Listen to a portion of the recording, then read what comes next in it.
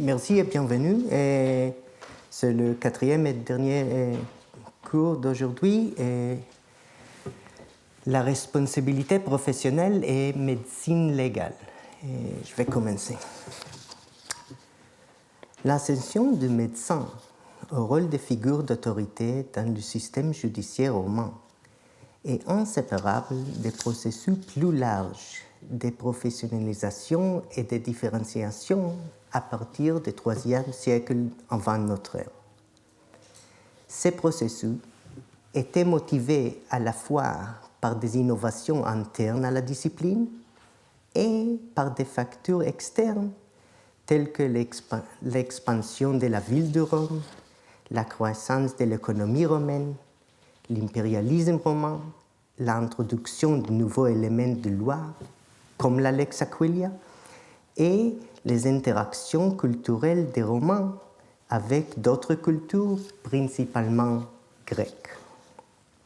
En retour, la professionnalisation et la différenciation créent également des attentes pour des normes plus élevées lors de l'emploi des travailleurs qualifiés. En effet, la Lex Aquilia, qui jeta les bases du droit romain de la responsabilité civile, ouvrit la voie à la responsabilité professionnelle et au recours à des agents de diverses disciplines pour l'évaluation des pertes en fin de rémunération.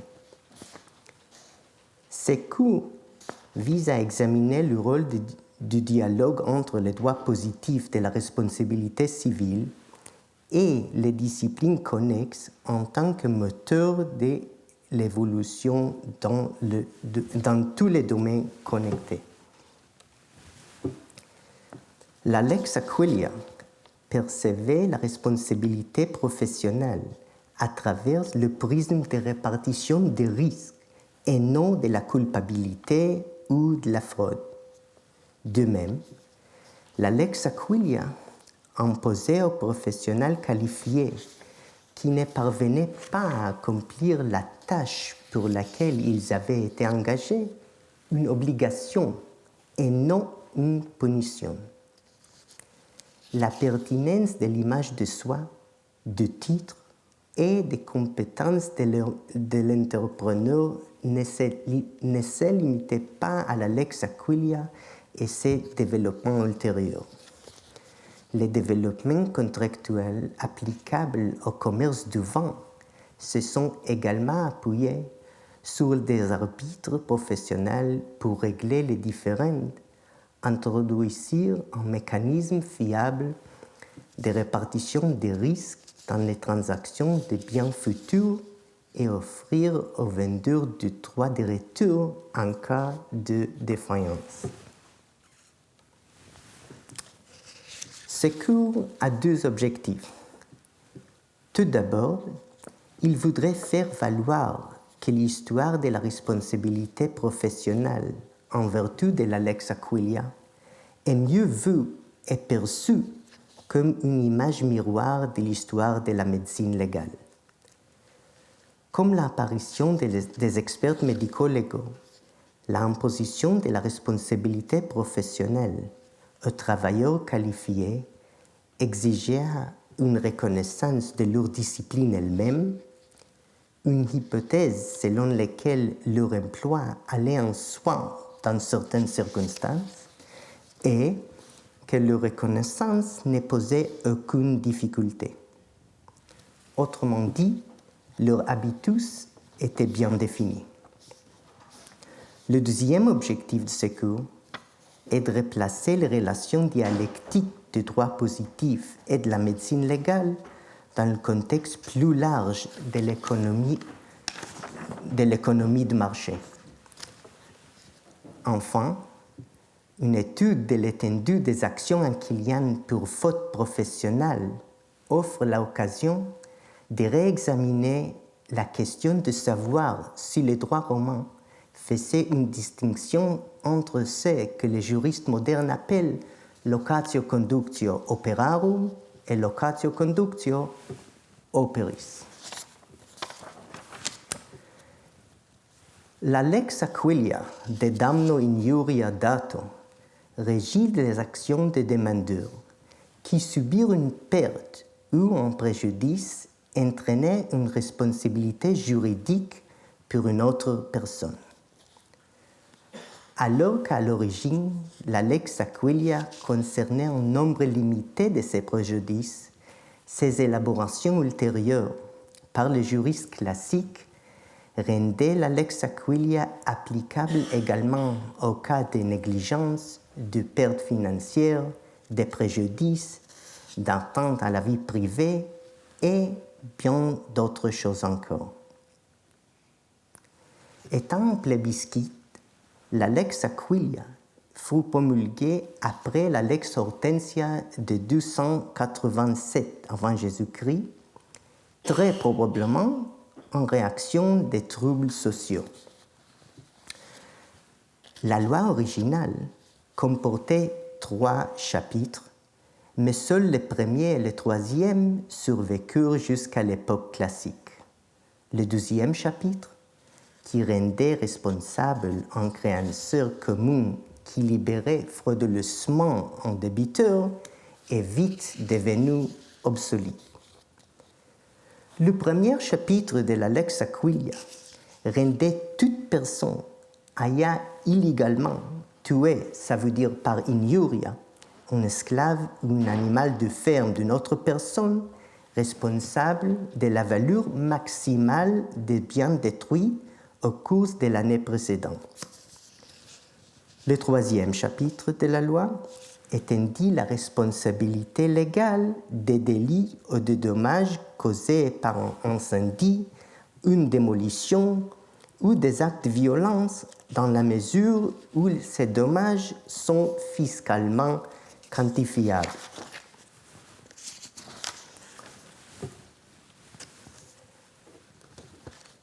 La lex Aquilia également introduit ici dans la jurisprudence romaine la notion de responsabilité professionnelle avec l'obligation d'accord. Si un élangueur tailla des arbres sur une voie publique ou à proximité, devait causer la mort d'un esclave par un arbre tombé, il n'aurait engagé la responsabilité aquilienne que s'il n'avait pas pris les mesures de sécurité acceptables que sa profession lui dictait. L'examen de la responsabilité aquilienne pour les services rendus par des professionnels apporte un éclairage nécessaire sur la signification de et la référence des professionnels en tant que catégorie juridique, mais aussi sur la différence ou la concurrence entre les actions issues de la lex Aquilia et celles issues des contrats de locatio conductio. Un examen critique des aspects aquiliens de la faute professionnelle montra que la catégorie des professionnels prenait le sens d'individus qui s'engageaient sous la forme d'une locatio conductio à accomplir une tâche pour laquelle tant eux que leur employeur se présumaient particulièrement qualifiés. La lex Aquilia soumettait les professionnels aux normes de secteur. Sa formulation supposait implicitement une pratique courante et un certain niveau d'attente de la part de ses clients. Ainsi, les chirurgiens étaient tenus à un devoir de diligence après une opération. Enfin, cette association entre la procédure chirurgicale elle-même et les devoirs de diligence qui s'ensuivit nécessairement constituait la base de l'admonestation du clergé par le pape Innocent III dont nous avons parlé plus haut, ça veut dire dans mon premier cours. La lex Aquilia tient également les médecins responsables de l'administration de materia medica malsaine. En fait, ce signal de la part des médecins en tant que seul groupe de professionnels compétents dans l'administration de la matière médicale et responsable d'éventuels dommages par la suite, faisant partie de l'héritage romain du code wisigoth et du droit canonique.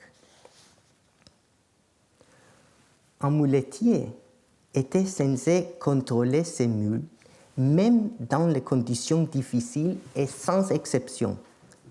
En fait, comme le souligna Susan Martin, la responsabilité éventuelle des muletiers encourageait les juristes romains à formuler des lignes directrices générales pour sa garantie contractuelle des compétences et la répartition du risque.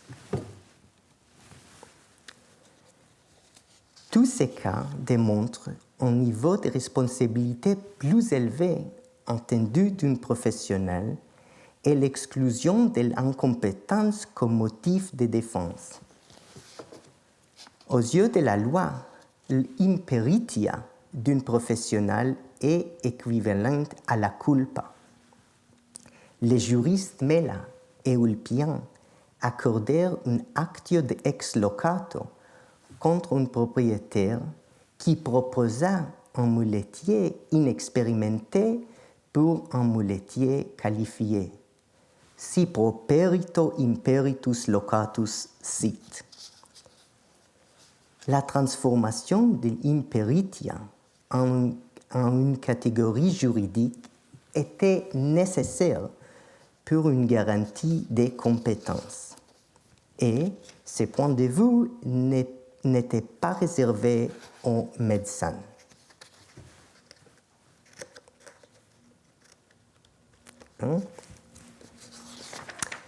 Laber, le juriste Laber, fit une actio in factum contre un tonnelier chargé de réparer un tenue de vent alors qu'il était plein et le fit éclater, ce qui entraîna la perte de vent. À l'instar d'un chirurgien qui ne respectait pas les normes de son secteur d'activité, la responsabilité acquilienne du tonnelier implique que l'on peut s'attendre à ce qu'un professionnel maîtrise sa profession. Contrairement à des mécanismes de rémunération moins sophistiqués qui offraient une rémunération fixée d'un chaque délit, la responsabilité acquilienne n'était pas attentive aux conventions et au contexte social. Justinien démontra ce principe en prenant l'exemple d'une personne qui avait involontairement tué un esclave alors qu'elle s'entraînait au lancer de javelot. Si l'accident était survenu à un soldat et alors qu'il s'entraînait dans un endroit approprié, il n'aurait pas été jugé responsable. On suppose que sa vocation l'obligeait à pratiquer et que le grand public avait connaissance de telle activité qui se déroulait dans des zones désignées. Toutefois, un non-professionnel qui n'aurait pas pris des mesures de sécurité raisonnables aurait été responsable en vertu de la Lex Aquilia. L'identité de l'auteur de l'infraction fut donc déterminant pour établir la responsabilité. Les juristes romains, à partir de l'époque classique, virent un lien intrinsèque entre la responsabilité acquilienne et la diligence professionnelle. Un médecin qui manquait son devoir de diligence envers un esclave qu'il opérait après la fin de la procédure était coupable. De même, Ulpian accepta la position de Julien, selon laquelle un professeur qui avait un élève décédé sous sa responsabilité était responsable de la Lex Aquilia. on attendait du médecin et du professeur qu'il fasse preuve d'un niveau de compétence et de soins adéquats. Il semble que la pierre angulaire de cette responsabilité était l'existence d'une obligation de locatio conductio. Sa création signifiait l'acceptation consciente d'une responsabilité professionnelle pouvant donner lieu à une action au nom de l'entrepreneur. Concrètement, elle rendit un professionnel engagé responsable lorsqu'il ne répondait pas aux normes du secteur. Ainsi, l'exemple des médecins permit à Justinien de souligner le devoir d'un professionnel en tant qu'expert engagé.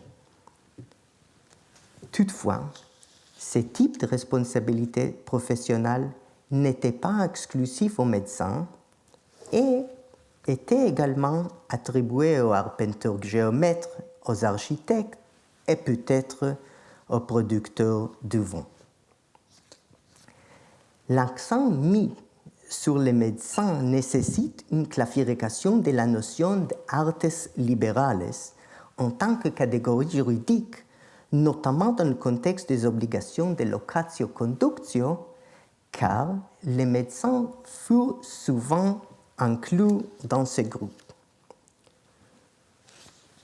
Le terme lui-même était utilisé par Cicéron et Sénèque, Quintilianus et peut-être le juriste Paul.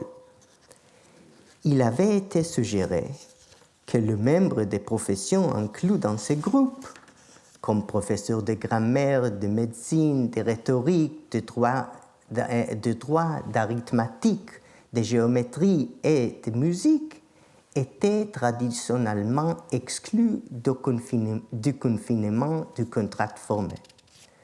En termes de rémunération, il fut également suggéré que les membres de ces professions ne recevaient pas de salaire merces pour leur travail. Ils étaient plutôt rémunérés sous forme d'honorarium. Toutefois, de nombreux éléments indiquent que les médecins reçurent des salaires, ça veut dire merces, pour l'exercice de leur discipline.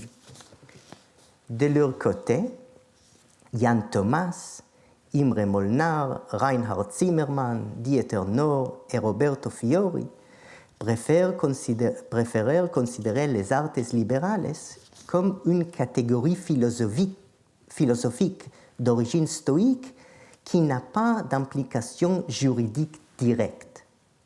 En outre, la division de la conduite professionnelle en deux groupes, l'un qui est rémunéré par des merces et l'autre qui ne peut recevoir que des honorariums, est incompatible avec la conception romaine du contrat.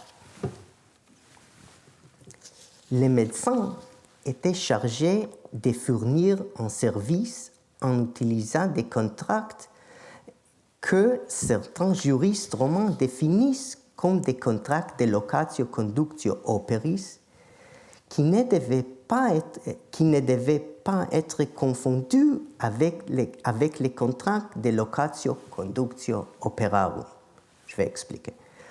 Et la distinction entre les deux s'articule autour des qualifications de l'employé et les attentes des deux parties. Dans une locatio conductio operarum, l'employé met son temps et son pouvoir à la disposition du locataire. Il n'est donc responsable que des fautes commises par malveillance et doit être rémunéré indépendamment du succès de son entreprise. En revanche, dans une locatio conductio operis, l'employé est engagé pour ses compétences et ne peut pas atteindre ses émoluments, ça veut dire merces, qu'à l'achèvement de la tâche que le contrat défini par écrit. À défaut, l'employé est exposé à un acte d'inexpérience que la loi assimile à la culpa. Imperitia culpae ad muneratur. En vertu d'une obligation de locatio conductio operis, le salarié est responsable des pertes qui pourraient survenir pendant le travail, car il est supposé avoir les compétences nécessaires pour mener à bien la tâche. Les professionnels qui interprirent de tels contrats étaient censés avoir des compétences et de l'expertise. Leur volonté de s'engager dans une obligation de locatio conductio les privait d'une défense de l'imperitia. Le juriste romain Celsus, en discutant de l'attendu de la responsabilité Achillien, expliqua que l'incompétence entraînait une responsabilité. Par conséquent, un médecin qui causa la mort de l'esclave d'une autre personne en pratiquant une opération chirurgicale ou en prescrivant les mauvais médicaments est responsable en vertu de la lex Aquilia. En tant que professionnel, on attendait de lui un niveau de compétence plus élevé et il ne sera certainement pas ignorant de la présente.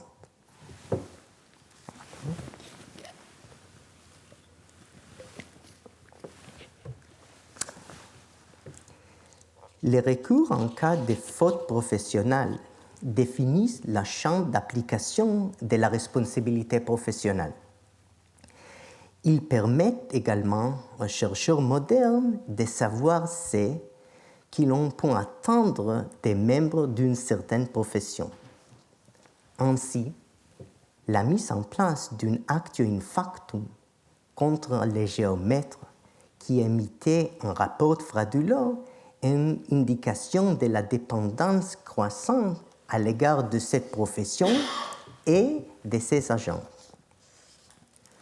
Ulpian supposa que toutes les transactions immobilières nécessitaient l'expertise d'un géomètre et que les parties n'avaient généralement pas ces compétences elles-mêmes.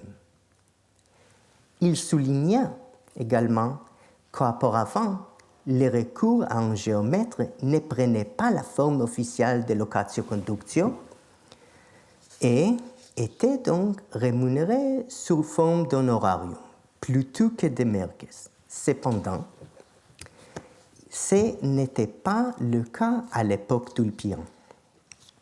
Ce changement pourrait être le signe d'un changement de statut de l'arpentage et de ses praticiens, ainsi que de sa prévalence. Les textes sur les litiges fonciers de Controversiis Agrorum, figurant dans le Corpus Agrimensorum Romanorum, montrent à quel point il était courant que le tribunal se tourne vers les géomètres professionnels et s'appuie sur eux pour régler les litiges fonciers. Un menso pouvait être abordé à la fois par les parties en litige foncier, menso propter judicum adhibitus, ou par le tribunal lui-même, adiudice adhibitus. Les preuves épigraphiques offrent un soutien supplémentaire. Les tabula herculanenses attestent qu'un géomètre fut convoqué adhibitus pour une controversia finium. Une inscription de Histonium dans la région italienne de Samnium mentionne un arbitre ex compromisso du nom de Helvidius Priscus qui présida une controversia finium, tout en faisant preuve d'une connaissance approfondie dans le domaine de l'arpentage.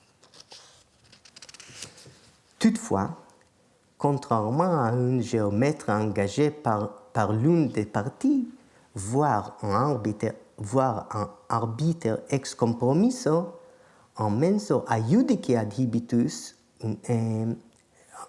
ça veut dire convoqué par le tribunal, doit être compris comme expert en lien des prouesses judiciaires. L'implication d'un géomètre dans un litige foncier sous les Hautes Empires et au-delà était nécessaire. En outre, si un menso avait été engagé par une seule des parties, l'iudex aurait obligé l'autre partie à participer au paiement car l'avis d'un géomètre qualifié était une condition préalable au règlement d'un litige foncier. Une action possible contre un géomètre sur l'accusation de dolus malus existait dans le cadre de l'obligation de locatio conductio. Toutefois, une telle action n'est applicable qu'en cas de négligence. En outre, il appartient à l'employeur d'examiner si le géomètre qu'il emploie était compétent. Ce mode de fonctionnement rappelle le mécanisme de nomination d'un archiatros où chaque ville était autorisée à élire un médecin public et à lui conférer des privilèges, mais se voyait confier la responsabilité d'en choisir un sans que l'État n'offre aucune aide sous la forme d'un système de licence ou d'un autre type de qualification officielle. Comme pour les médecins, l'emploi de géomètre prenait la forme d'une locatio conductio operis. Pomponius mentionna deux possibilités de damnium injuria datum, à savoir les rapports frauduleux d'un géomètre soumis au tribunal.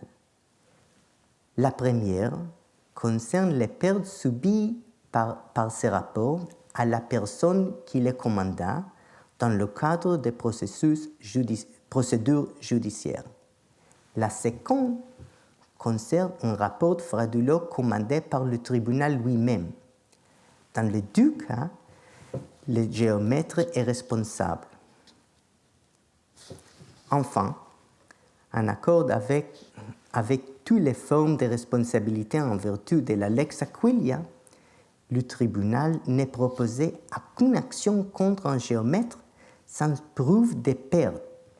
Ainsi, un acheteur qui a acquis un terrain sur la base d'une fausse expertise n'a d'action contre le géomètre frauduleux qui lui produit ici que s'il subit une perte démontrable.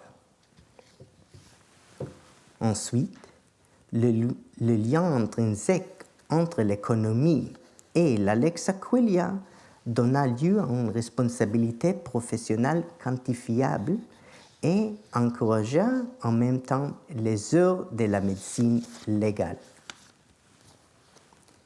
Ulpian, dont l'exergue de son commentaire de l'édit concluait digeste 11.6, supposait que cette action contre un géomètre frauduleux constituait une base pour des actions contre divers professionnels dont les compétences les rendaient inestimables. Ulpian nomma un mensor machinarius qui était responsable dans le cadre de cette action. En outre, bien que non désigné par la loi elle-même, Ulpian supposa que par association, cette action est applicable contre les pertes subies par la conduite frauduleuse par la conduite frauduleuse d'un architecte et celle d'un comptable malhonnête. Il ne serait pas déraisonnable d'envisager une extension de l'applicabilité de cette action si et quand une certaine discipline se positionne comme précieuse.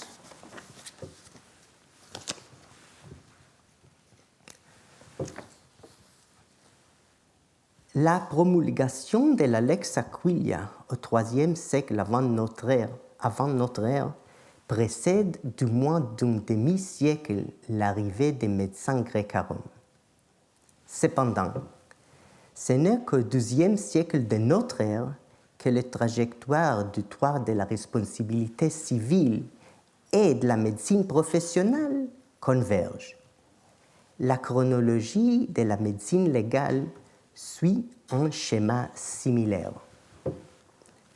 Les témoignages papyrologiques font allusion à des médecins masculins, souvent portant des titres officiels, qui ont été dépêchés par la Cour pour effectuer des examens médicaux à partir du XIIe siècle de notre ère. De même manière, les sages-femmes, nommées par la Cour, présidaient aux litiges concernant la paternité ou les grossesses douteuses à partir des Antonies.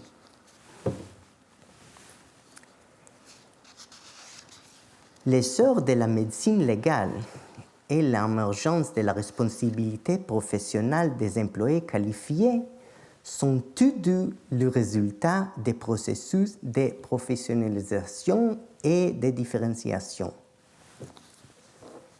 La professionnalisation est avant tout une construction sociale. Elle implique la reconnaissance et l'hégémonie dans un domaine particulier. La différenciation signifie la distinction d'un groupe professionnel par rapport d'autres groupes qui se disputent la même part de marché, et elle est à la fois ostensive et réflexive. Elle était obtenue par les récompenses telles que des titres publics, des immunités pour les liturgies et des postes élus, et des punitions telles que la responsabilité à client en cas de faute professionnelle. L'histoire de la pratique médicale dans le monde romain connaît deux impératifs majeurs. Le premier était une tendance continue d'appropriation culturelle de la société romaine vers la culture grecque à partir du IIIe siècle avant Jésus-Christ. Cette tendance transforma la ville de Rome en un amas pour les médecins grecs qui arrivèrent dans la ville à titre individuel, soit de leur plein gré, soit tant que captifs des guerres macédoniennes, et trouvèrent des postes lucratifs au sein des élites romaines. Le deuxième élan fut la Révolution romaine qui obligea les institutions romaines à traiter les médecins en bloc. César et Auguste encouragent les médecins grecs à émigrer à Rome car ils ont besoin de médecins militaires. Plus tard encore, les empereurs romains accordèrent des privilèges aux médecins dans le cadre d'une politique plus concluante consistant à s'appuyer sur les élites locales pour le gouvernement local. Dans l'Orient grec, ces élites locales se distinguaient par leur culture ou paideia.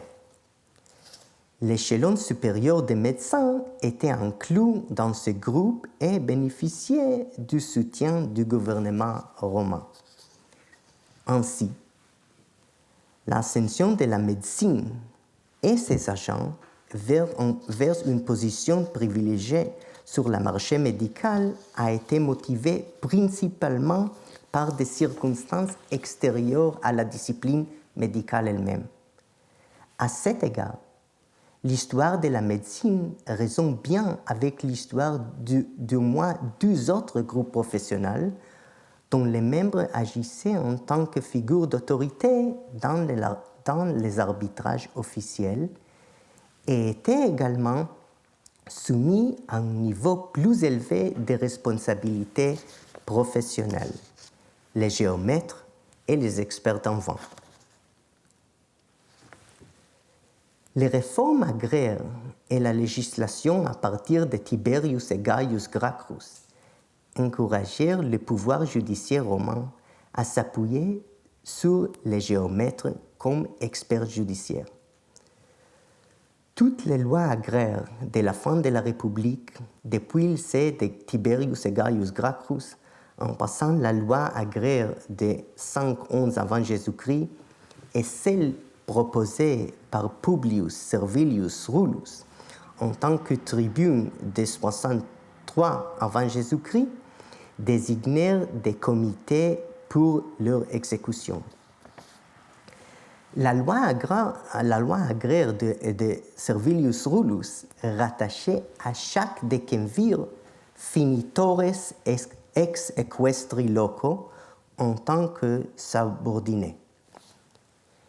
Bien que les litiges fonciers aient préoccupé le système judiciaire romain depuis sa fondation, ils changèrent d'échelle et de substance à la suite de l'impérialisme romain. À l'origine, les litiges fonciers comprenaient les discordes concernant les frontières, les remises en question de la propriété, la contestation des droits communs tels que l'accès à l'eau ou les droits de passage et l'éligibilité de la propriété aux fins de l'impôt. Les 12 tables prescrivent un mécanisme de droit arbitraire qui doivent être envoyés pour examiner un cas de violation présumée de frontières. En outre, l'utilisation et l'abus des terres publiques par les particuliers occupaient la politique et la société romaine depuis le début du 5e siècle avant Jésus-Christ.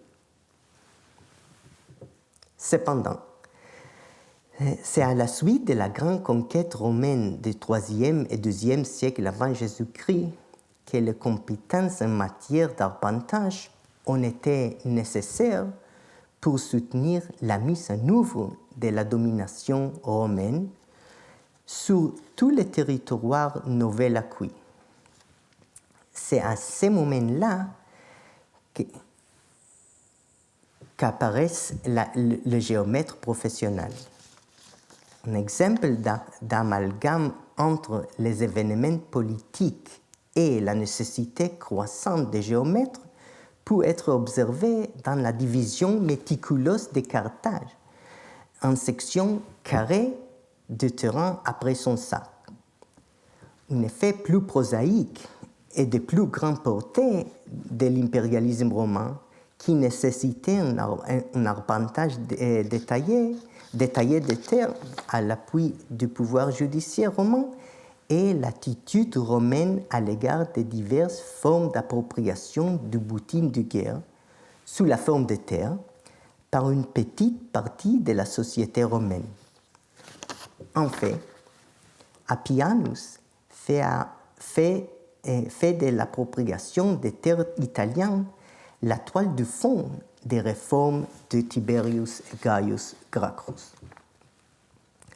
Comme dans le cas des médecins, la cession de l'arpenture à une position d'autorité incontestée dans le cas des litiges frontières ne fut pas provoquée par des développements au sein de la discipline, mais par des changements et des besoins extérieurs. Une deuxième incitation à l'émergence de la responsabilité professionnelle et des experts médico-légaux fut l'évolution de la jurisprudence elle-même. Les innovations dans le droit positif et les changements dans le système judiciaire lui-même, comme la domination croissante de la procédure de cognitio extraordinaria ou cognitio extraordinem, et la confiance grandissante des empereurs dans les jurisprudentes pour la composition des jugements, transformaient le tribunal agonistique du milieu et de la fin de la République en tribunal scientifique ou professionnel. Les tribunaux agissaient sur la base des lois et de la preuve et non de la persuasion elle-même. Ironiquement, le passage d'un tribunal agonistique à un tribunal fondé sur la jurisprudence imposa également une démarcation entre les questions de droit et les questions de fait. La résolution des différents factuels, en particulier ceux qui nécessitaient des compétences particulières, était de plus en plus déléguée par les juristes à des experts des disciplines concernées.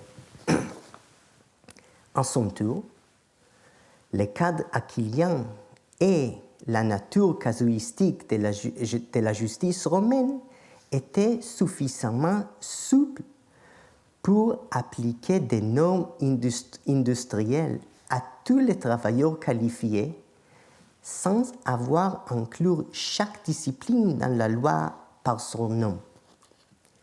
La responsabilité professionnelle pouvait être perçue comme une image miroir de l'expertise judiciaire. Les personnes soumises à la responsabilité professionnelle, en vertu de la Lex Aquilia, étaient celles dont l'emploi semble aller en soi et même être nécessaire. Enfin, si l'existence d'un habitus et d'une différenciation entraîne une responsabilité aquilienne en cas de faute professionnelle ou d'imperitia, cela donne un nouveau sens à la distinction présumée entre locatio conductio operis et locatio conductio operarum. La première impliquait une responsabilité aquilienne. La seconde n'impliquait pas. Merci beaucoup.